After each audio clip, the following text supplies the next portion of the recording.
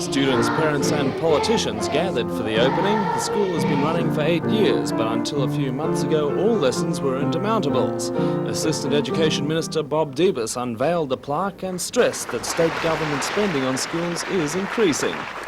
So it's now nearly $2.5 billion a year, or 1/3 of the government's total budget. The opportunity to take a pre-election swipe at the opposition wasn't overlooked by Mr Davis, who said a change of government would have an adverse effect on education. After the formalities, he took a tour of the modern complex, ending the inspection with a few words of advice for the first of many youngsters to enjoy the new facilities.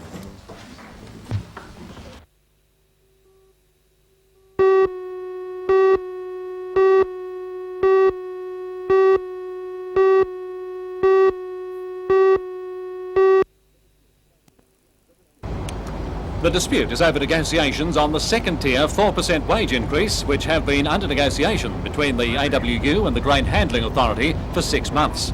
A third agreement between the GHA and union delegates, and this compromise endorsed by the Industrial Commission, was rejected yesterday by rank-and-file workers who decided to continue a stoppage in protest. The Grain Handling Authority responded by shutting down the terminal, saying it will not be subjected to industrial blackmail. So far, 2 grain ships have been delayed. There was no response from the union late today to the order by Justice Sweeney of the Industrial Commission that work resume as soon as practicable and that a meeting of AWU members be convened. Further industrial unrest could be looming in the petrol trade with the announced takeover of Caltex's transport operations nationally by the Melbourne-based Linfox Group. Linfox already operates distribution networks for Coca-Cola and Coles Myer, and for Carlton and United Breweries, whose transfer last year caused a bitter dispute between the TWU and Linfox. Concern had been mounting for a number of weeks among drivers and mechanics here at the Caltex terminal at Wickham that the rumoured takeover by Linfox would mean the end of their jobs. And it wasn't until today that a Caltex representative came to the terminal to explain the situation to them. What they were told was that their employment will cease with Caltex on Thursday. They may seek employment with Linfox, and those who are unsuccessful at this will be offered a redundancy package. No further comment was available today from the parties concerned.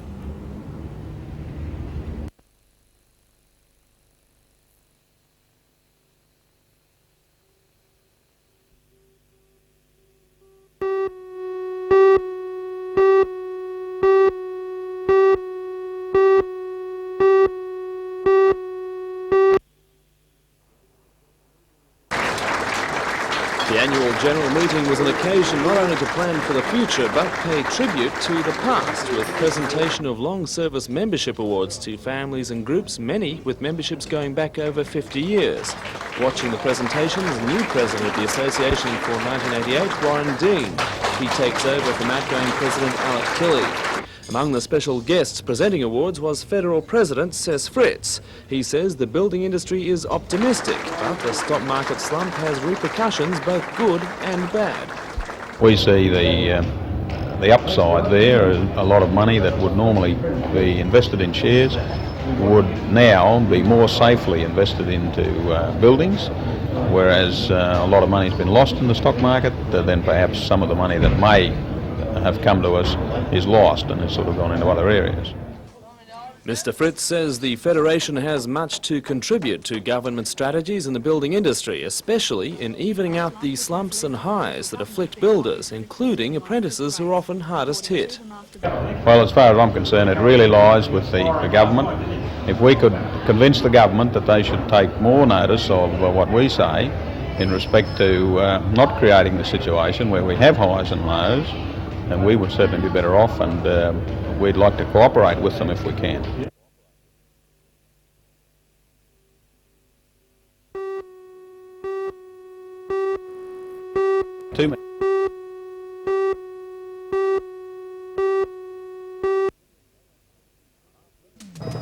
A $500,000 bicentennial grant for the upgrading of Swansea Caves Beach has been roundly condemned by Lake Macquarie City Mayor Ivan Welsh. The Mayor says the grant is a disappointing insult to the people of his city. For all the news, join us tonight at 6.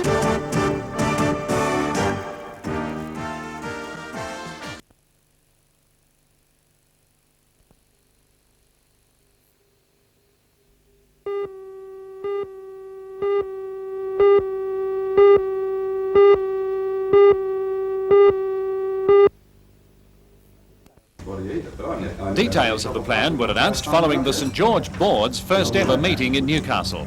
The Building Society will buy blocks from Landcom and build houses which will then be occupied without any initial cash outlay by the tenant.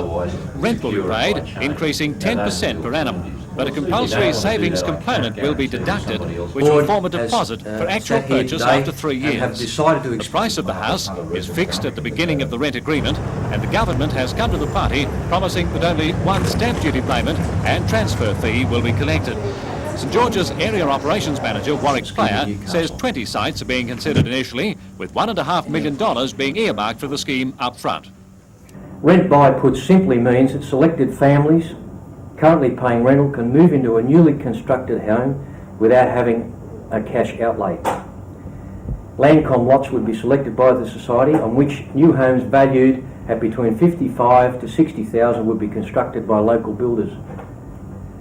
Qualifying applicants currently paying rental of $130 to $135 per week, and with a good track record of being able to afford that amount as renters, would move into the new home without any cash outlay. The St George Board also announced today a partnership with Landcom in the development of an upmarket display village at Armstrong Street, Charlestown. It's hoped 22 builders will be attracted to the site to be called Summerwood Village, including the possible return to the area of the big firms like Jennings and Bovis. St George executives described Summerwood Village as the first of 3 or 4 such developments in the area undertaken to try and stimulate the home building industry.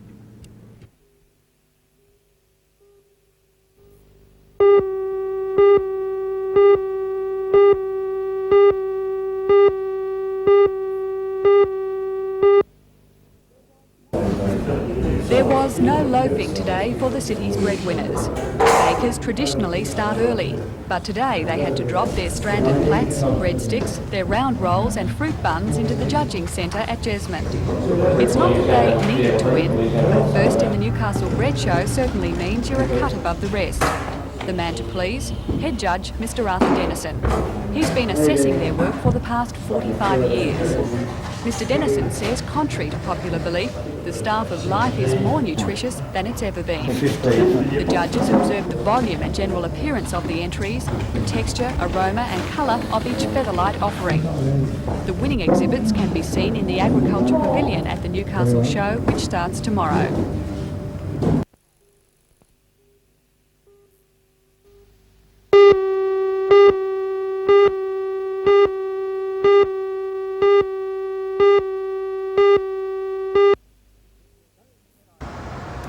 Those NIB agencies which will discontinue Medicare operations and not be replaced are Wallsend, Toronto, New Lambton, Swansea and Curry.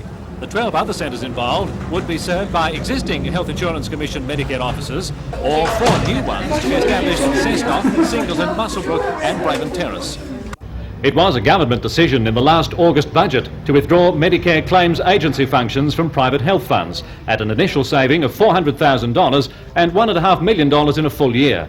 But the health funds affected counter this by saying it will cost jobs, will reduce public access to Medicare claims facilities for no increased cost efficiency, and could even cost the government more money. NIB General Manager Col Rogers is now armed with a report from respected accounting firm Touche Ross, which concludes that any cost saving for the government could only be minimal at best, and the establishment costs of new Medicare offices would represent further expense to taxpayers, not to mention the loss of at least 30 jobs in the Hunter region. Mr Rogers stresses that no NIB office is closing and all NIB services will be maintained. Mr Rogers is hopeful his efforts will change the government's mind. The weight of public opinion, I think, counts for a lot. We've been overwhelmed with inquiries and concern with people in areas such as Toronto and Swansea and Curry. That combined with the Touche Ross report, which has been presented to Dr Blewett and other parliamentarians, and we're hopeful that a meeting will take place with Dr Blewett and we can convince him to change the decision.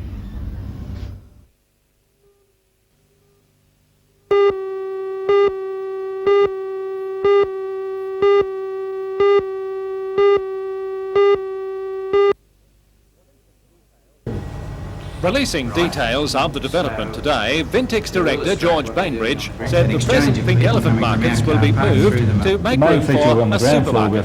At present, 120 stallholders occupy the market, but this will be expanded to 170 during their relocation to the first floor.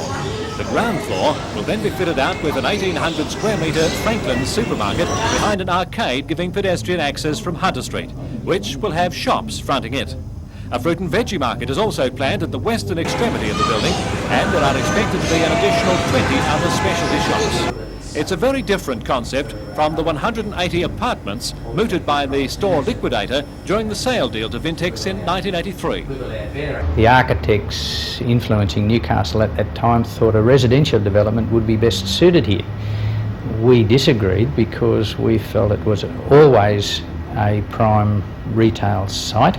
And when we did our negotiations with the liquidator, we immediately dropped the idea of having apartments here.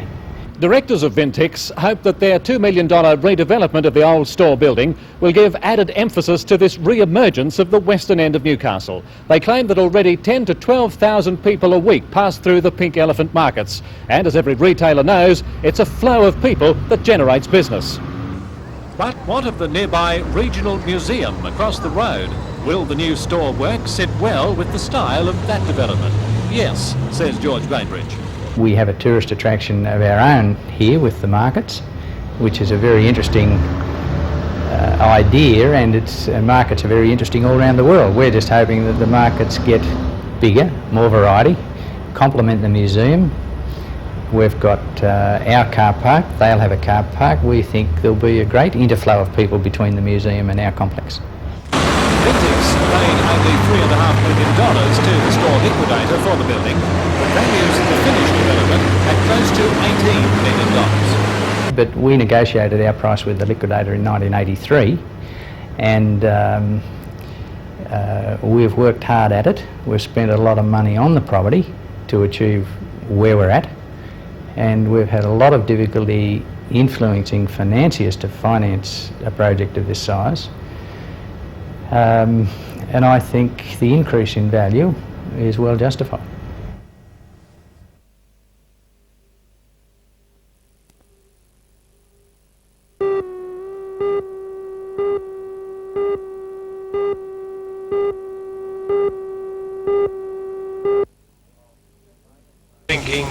Sir Ninny and Stephen and Lady Stephen began their hunter visit today at the Medicare Public School in Ferradale Road. More than 200 youngsters from kindergarten to year 6 eagerly welcomed them. The couple was invited to Medowie by year 6's Michelle Robinson and Matthew Rich.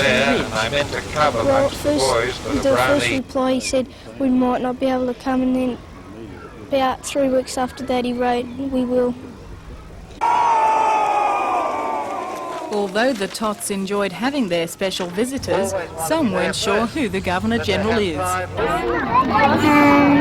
can't go up to there, can I? The bus of Australia. That looks like a... Do you know who the Governor-General is?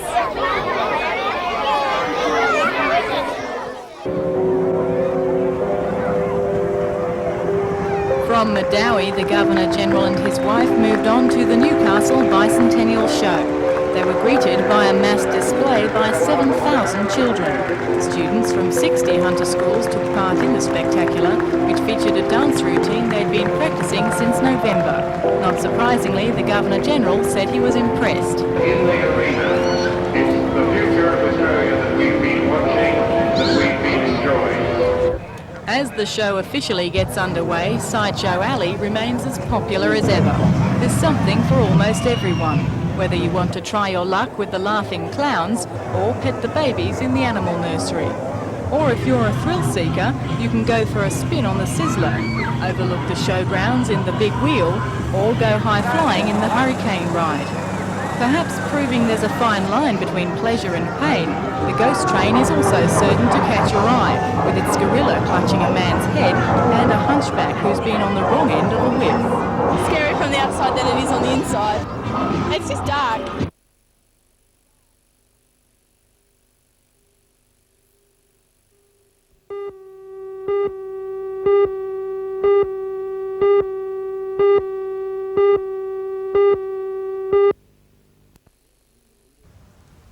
Union leaders are appealing to all prison officers to attend a meeting at Maitland Jail at 8 o'clock this morning. It's believed officers will vote to return to work, but that isn't the signal for an end to the dispute. Other state jails have indicated their support for Maitland, and the dispute seems poised to spread statewide. Union Representative Barry Reinhardt said the men are not attempting to interfere with the course of inquiries into an alleged assault at the jail. They just want a guarantee of legal rights. From our point of view, the reasons of the strike are that there was a lot of doubt in the minds of the officers as to how investigations should be proceeded with, and that created, we felt, unnecessary stress on the officers. The Department of Corrective Services yesterday gave an assurance to prison officers that the investigation procedure would be reviewed, but the extent of that move will determine future industrial action. Meanwhile, the jail is being patrolled by New South Wales Police.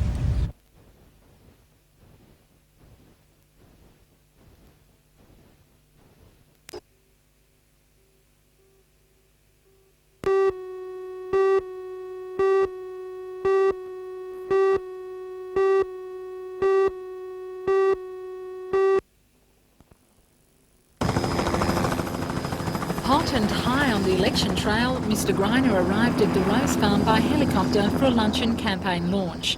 He was brought in to help Bob Scott, the Liberal Party candidate in the new seat at Port Stephens.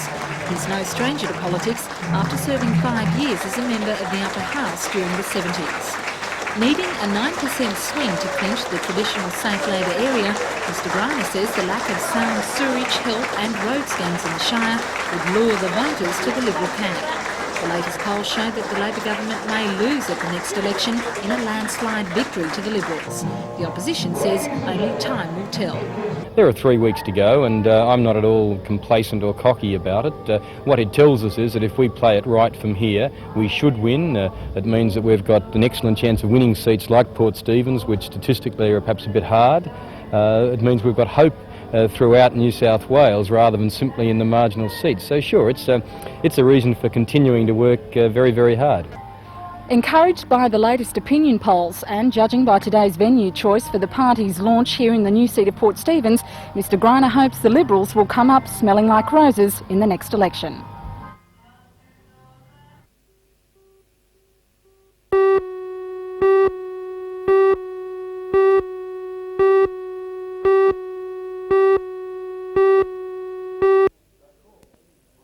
Got a call on the phone. Excalibur 3 a.m. Imagine he's woke up and said, yeah, does that go on the table? He said, yes, it's go on the table. What the hell are you doing ringing me up at 3 o'clock in the morning? This businessmen and women is for what you might call the fanatic fringe of football. And that dedication to the cause has to be backed up with good old-fashioned generosity. Today we presented the Knights of Malaysia being won by the chairman of 25. Yeah, that's awesome. Excalibur Club are giving the Knights is very much appreciated. Development fund for players in Newcastle and the Valley. But there was more good news. Excalibur is also offering a $2,000 prize and perpetual trophy for the Players' Choice of Player of the Season in senior, under 21 and reserve grades. Excalibur Promotions Manager Bob Murray says the award is just what the players are looking for. They relish the idea, I think, because, there's no better judge than a player judging somebody else on the field. It's easy for us to say, yes, we've been watching one particular player during a match, but the players know who does the hard work out there, and that's what we want to know, who they think is the best player. Okay, that's great. Out of the way.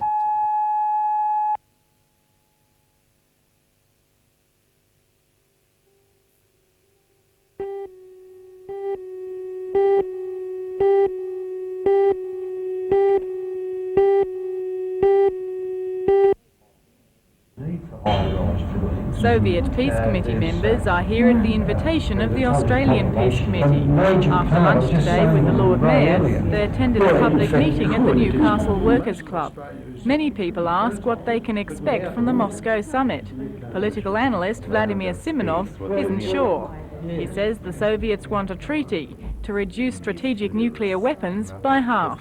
Whether it will be really achieved in Moscow or not, that's we should see, because already now the American side talks that they don't have enough time to prepare it.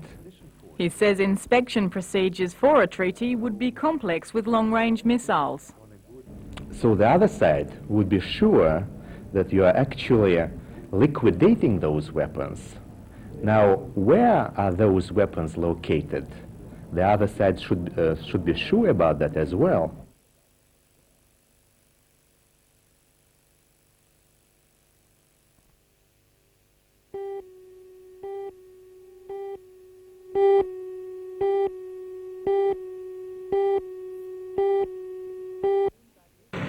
Dune buggies from throughout the Hunter attended a special practice session earlier this week. Then the track was incomplete. Now finished, it's expected to be very fast. The Stadium Autocross Spectacular course includes jumps, dips and sharp corners. The meeting has attracted more than 150 competitors from all over New South Wales. The favourites will be locals Chris Watson, Paul Kaslick, John Foreman and Graham Baldwin. Record entries have been received for the quadra-track events, which feature rugged off-road four-wheel motorcycles trimmed down and worked over for racing. Tomorrow night will be the first time they've featured on the off-road circuit for which they were originally designed. Speedway stock cars will also join the fray.